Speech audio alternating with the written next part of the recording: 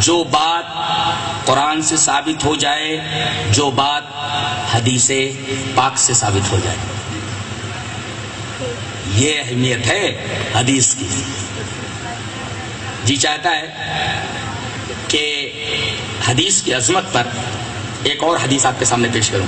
حدیث اس طرح وعن قیس بن ثابت رضی اللہ تعالی عنہ قال سمعت رسول اللہ صلی اللہ علیہ وسلم یقول نصر اللہ عمران سمع منا حدیثا فحفظه حتى يبلغه فرب حامل فقه الى من هو افقه منه ورب حامل فقه ليس بفقيه رواه ابو داؤد فی کتاب العلم۔ حضرت امام ابو داؤد اس حدیث پاک کو کتاب العلم کے اندر لائے، راوی حضرت زید بن ثابت ہیں۔ حضرت زید بن ثابت فرماتے ہیں کہ بے شک میں نے جناب محمد رسول اللہ صلی اللہ علیہ وسلم کو یہ بیان فرماتے سنا کہ اللہ اس آدمی کو تر و تازہ رکھے۔ یہ دعا ہے نبی کی، سمجھ میں آ رہی ہے بات؟ اللہ کے رسول دعا فرما رہے، اللہ اس آدمی کو تر و تازہ رکھے، اللہ اس آدمی کو ہرا بھرا رکھے، ہمیشہ خوش رہے۔ کون؟ سمع منا حدیثا، جو مجھ سے ایک حدیث سن لے، فحفظہ، اس حدیث کو یاد کر لے۔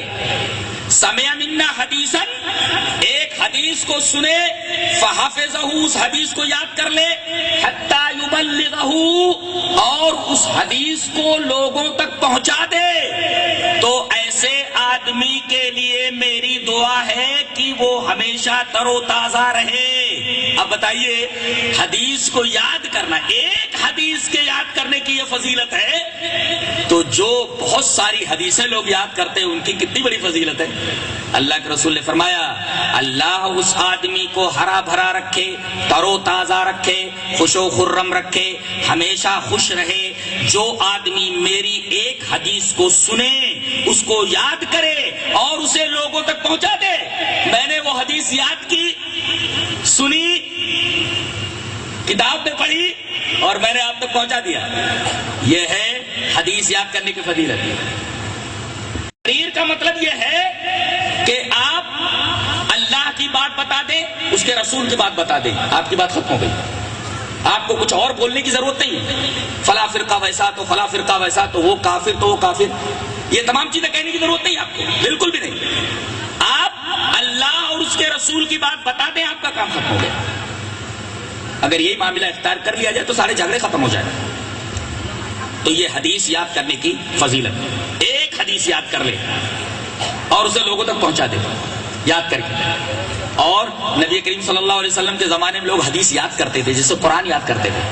جی حدیث یاد کرتے تھے، جی ہاں حدیث یاد کرتے تھے، باقاعدہ لکھ بھی لیتے تھے، لکھ کر کے اس کو یاد کرتے تھے۔ کیسے؟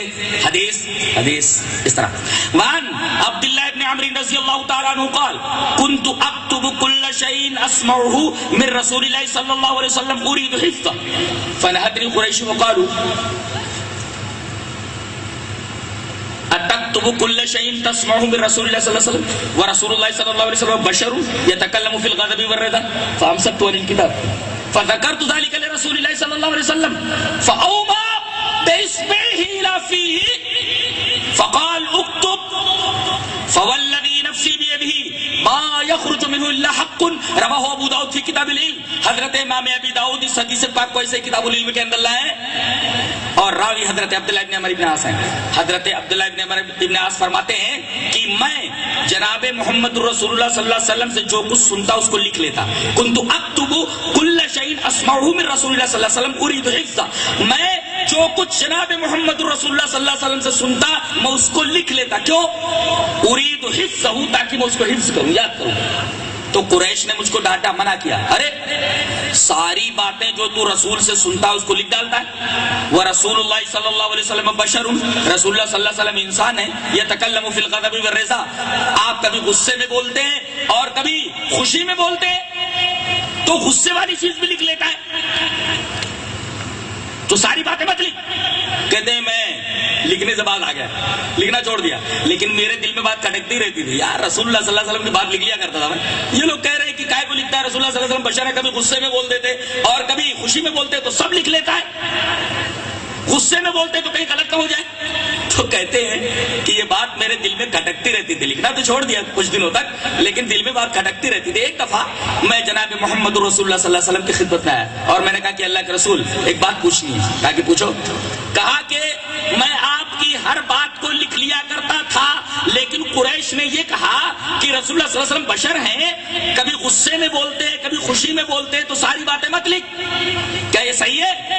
آپ نے مسکراتے ہوئے فرمایا, اپنی انگلی سے اپنے ہونٹوں کی طرف اشارہ فرمایا. فَأَوْمَا بِإِصْبِعِهِ إِلَىٰ فِيهِ, آپ نے اپنی انگلی سے اپنے ہونٹوں کی طرف اشارہ فرماتے ہوئے کہا.